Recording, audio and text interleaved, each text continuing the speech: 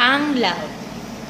Ang love daw, sabi nila, pagmamahal para sa isang taong talagang mahal mo.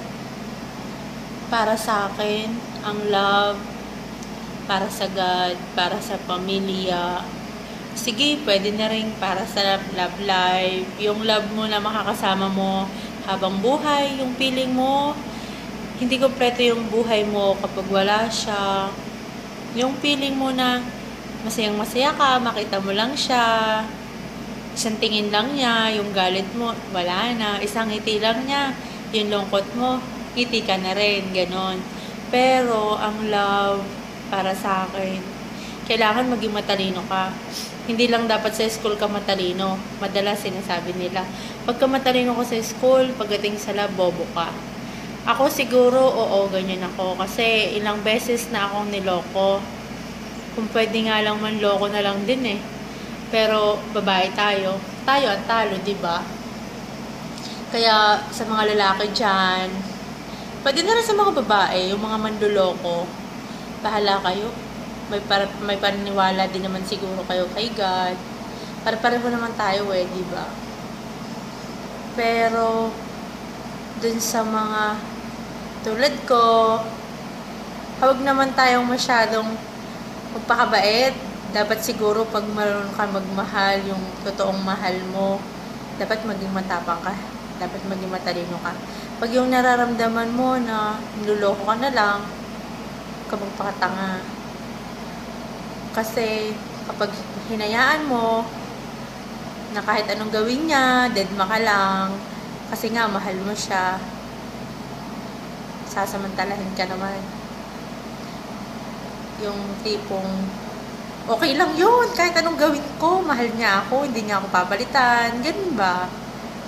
Pero ang tandaan nyo sa mga manluloko, kami na ganun magmahal, hindi ko naman sinasabi na pagmamahal ko 100%, siguro nasa 80%. Siyempre may 20% para sa sarili ko, para magpaganda ulit. Charot. Tandaan nyo, kami, mga niloloko ninyo, hindi na kayo makakaulit, na manloko ulit. At saka, hindi lang ikaw na nanloko, hindi lang ikaw. Marami ang madadamay. Sasabihin lahat, manloloko, diba?